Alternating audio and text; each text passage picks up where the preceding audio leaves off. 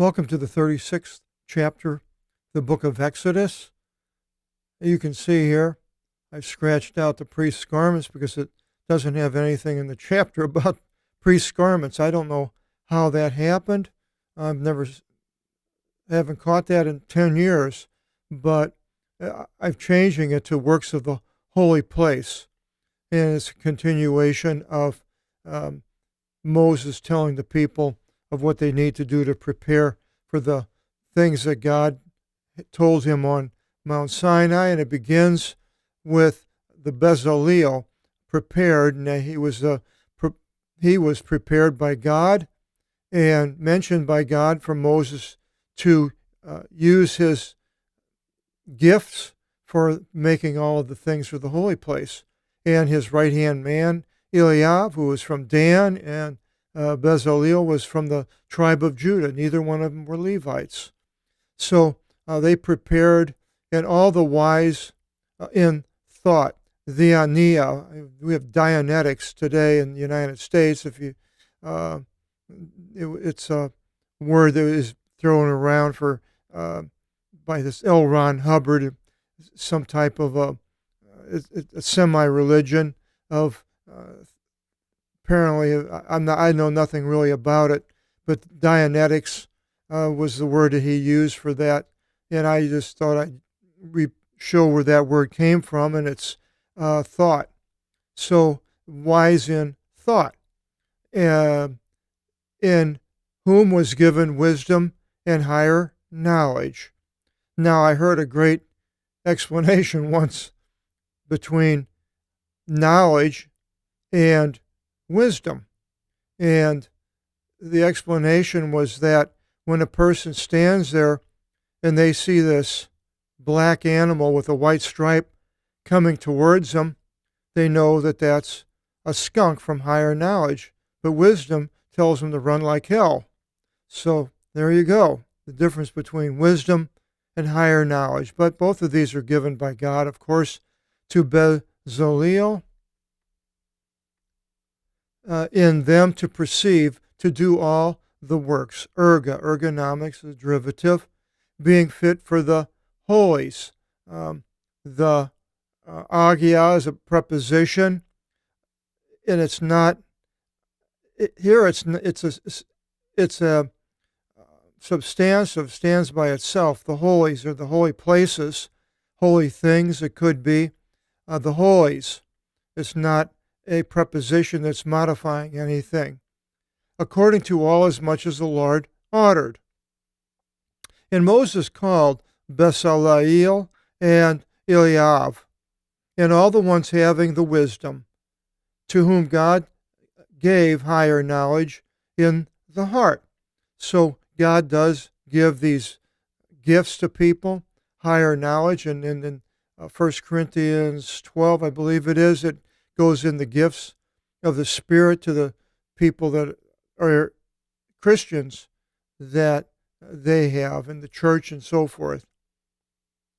And all of the ones voluntarily willing to go to the works so as to complete them. And those are the people that sometimes they may not have the higher knowledge or the wisdom, but they can work hard.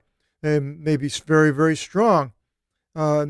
And muscles and be able to lift things and move things and do things that are just miraculous, but they may not be gifted as far as being the smartest person in the crowd. But God uses that just as well. It doesn't all have to be knowledge, but here the knowledge to do it was with Bezalel and Eliab. And they took from Moses all the choice portion. I put italics here to remind myself to highlight that, the afaremata, a choice portion offerings. And those were the things that the people valued and were willing to give to make different things and objects for the tent. And they took from Moses all the choice portion, the offerings which the sons of Israel brought for all the works of the agu, of the holy. Again, the substantive, and I put place there, which makes it an adjective, but it's really not because there's no Greek place. To prepare them.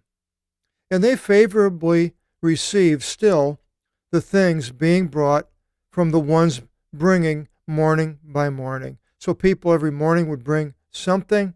Now, where they got it, out in the middle of the desert, they brought it with them because it says that they sacked the Egyptians, so they must have had a lot of goods and valuables. And all the wise one, Sophie, we have wherever you see the Sophie, Soph has to do with wisdom, philosophy, a friend of wisdom. And the ones doing the works of the holy place again, each according to his own work which they worked. And they said to Moses that, well, the people bring a multitude for the works, as much as the Lord ordered to do. And Moses assigned and proclaimed in the camp, saying, let a man and a woman no longer work in the first fruits of the holy place. They got everything that they needed. And the people were restrained still to bring. Isn't that something? The people were restrained. Don't bring any more. That can happen because if somebody would give, like me, the ministry that I have here, going with through these video seminars and the Bibles, and let's say somebody decided, well, they want to give me a lot of money because they thought it was a good ministry, which it is, but and they wanted to give me a large sum of money. Well, what would I do with the large sum of money? I'm 78 years old.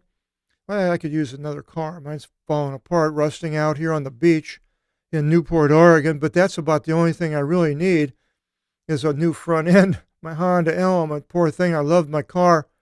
Carried a lot of Bibles and delivered to the post office every day, and it worked fine, but now it leaks power steering fluid, goes on the ground, so I'm trying to figure out what I should do. I'm pulling my hair out. Don't want to go into debt at 78 years old and buy a new car, and fixing this old one up is hard to determine whether I should put the money into it. It might just be throwing good money after bad. But if somebody gave a lot of money, then all of a sudden you have a problem with all that money. What are you going to do with it? Are you going to let it just sit in the bank and do nothing? Or are you going to work with it? And so if you have more than you need, then that actually can be a problem. Some people that don't have anything and don't have as much as they do need couldn't see that, but it is a possibility. So he restrained the people not to bring any more. And the supply of works, I added supply, otherwise it would be, and the works was to them enough. Well, that doesn't sound very good. It doesn't make a whole lot of sense. The works was to them enough. The supply of works was to them enough for making the furniture. All the different, the ark and the candlestick and the two altars, the bathing tub. And they left surplus. It was more than they needed. And every wise one in the thought among the ones working produced for the tent 10 curtains from out of linen being twined, of blue and purple and scarlet being twined. He made them with cherubim the work of a weaver. Now this, I believe, is for the tent inside of the compound. And the length of one curtain was 28 cubits, that's 42 feet. So now maybe wrapped around, I'm not exactly sure how all this works out. Somebody that has a higher knowledge than I have can figure it all out. We've had pictures in the past. Let me see if I can go up here and find a picture of what we had in the past. Oh, the sanctuary. All right, there it is. So I think we're talking about this area right here. It's 42 feet in the, it was 6 foot high. He calls it here breadth. If you lay it flat, it would be breadth. The same measure was to all the curtains, and 5 curtains were of one another. So they went together, being held, the other from out of the other. And 5 curtains were of one another, being held the other from out of the other. So it would be 10 curtains. And he made loops of blue upon the edge of the one curtain, adjoining from out of the one part for the coupling. So these loops, and they would have hooks that would go through them, pull them together. And thus he made upon the edge of the outer curtain for the second coupling. Now, what all these coverings there are, and you can look at the picture and figure it out, let me know. And 50 loops he made to the one curtain, and 50 loops he made from out of the part of the curtain corresponding to the coupling of the second. So 50, I guess they went together like that, facing headlong into one another each. And he made 50 hooks of gold, so they would go into the loops. And he joined together the curtains, the other to another, by the hooks. And the tent became one, the skene. So these are all together to make the tent. And he made a hide coverings. There's 4160 to make here. Number one verb used in the Bible. Of hair, trichinos, I should have highlighted that. Trichinosis is a disease of the hair. To protect over the skene, the tent. The scene comes from that. Scene. The early plays were done in tents, and they had scenes in them, and so they were came from skene here. 11 hide coverings he made them. Bezalel and Eliab. The length of the one hide covering was 30 cubits, or 45 feet, and 4 cubits, 6 foot, the breadth of the one hide covering. So they had to be sewn together, their leather. And the same measure was to the 11 hide coverings. And he joined together the 5 hide coverings to the same, and the 6 hide coverings to the same. Well, maybe they weren't sewn. He says, and he made 50 loops upon the edge of the one hide covering in the middle by the coupling. And 50 loops he made upon the edge of the second hide covering joining. And he made 50 brass hooks, hooks of brass. And he joined together the hooks from out of the loops, and joined together the hide coverings, and it became one. And he made an overcovering for the tent, skins of rams dyed red, and coverings of skins of blue above. So we have that blue and red. So here we got the blue and the red, and all these different parts of the tent. And that's the tent, the temple. Skenes is this here. The tabernacle would be the sanctuary. And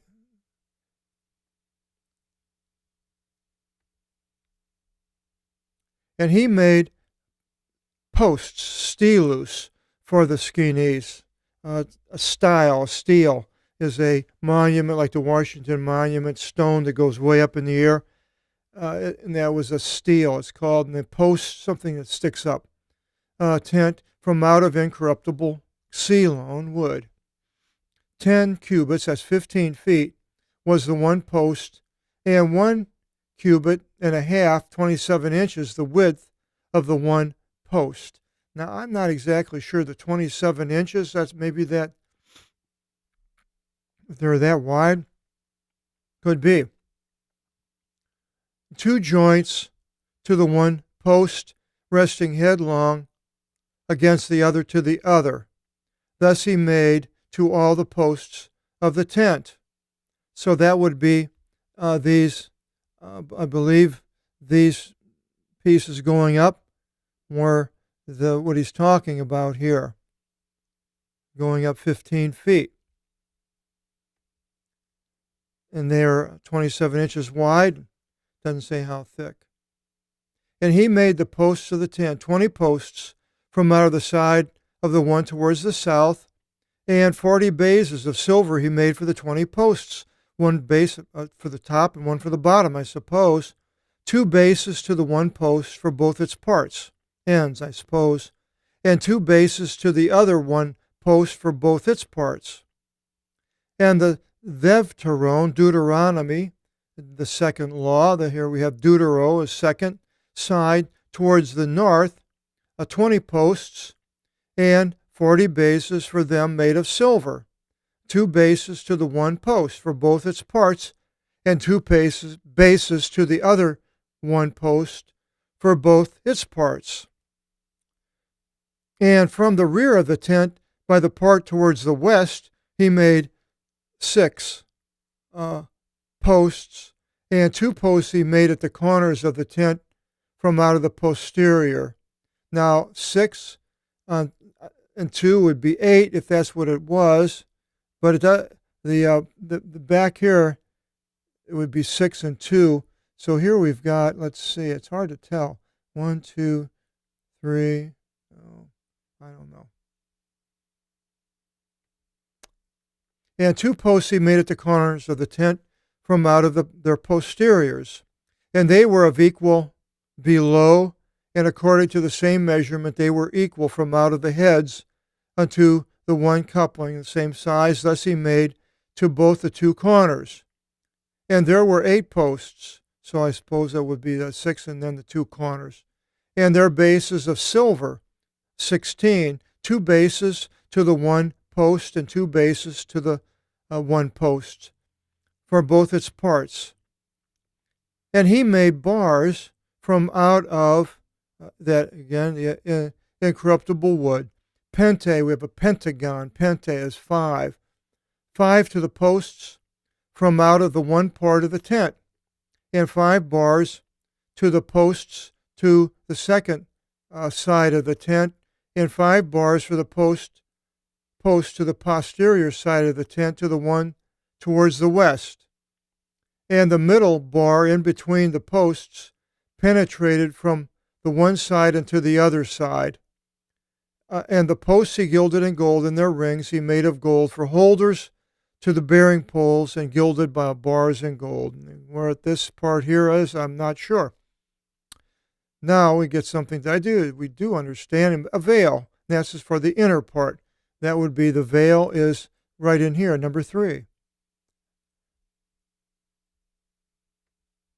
And he made a veil from out of Iacinthu, hyacinth, as that comes from that, and purple and scarlet being twined, and linen being spun. Now, the difference between twining and spinning, I should know. Well, the linen, I saw how they make the linen. There was a video actually on YouTube on making linen. They beat this, I forgot what the material is. Is it cotton? I think it is cotton.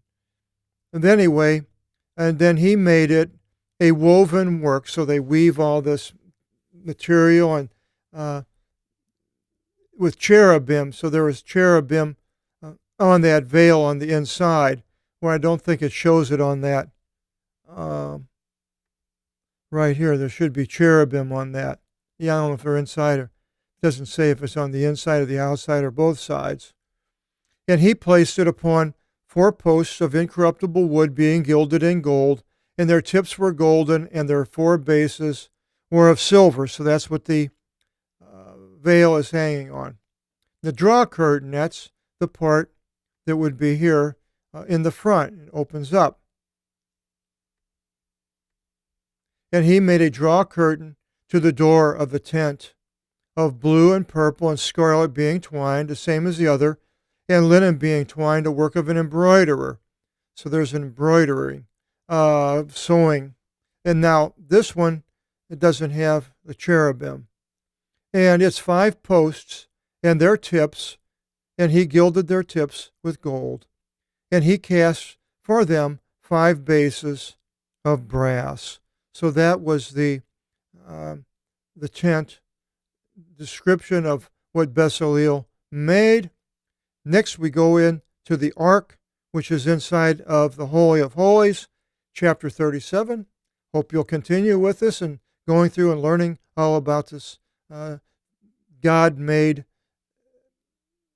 place of holiness that is an image of what we are going to see in heaven of some sort.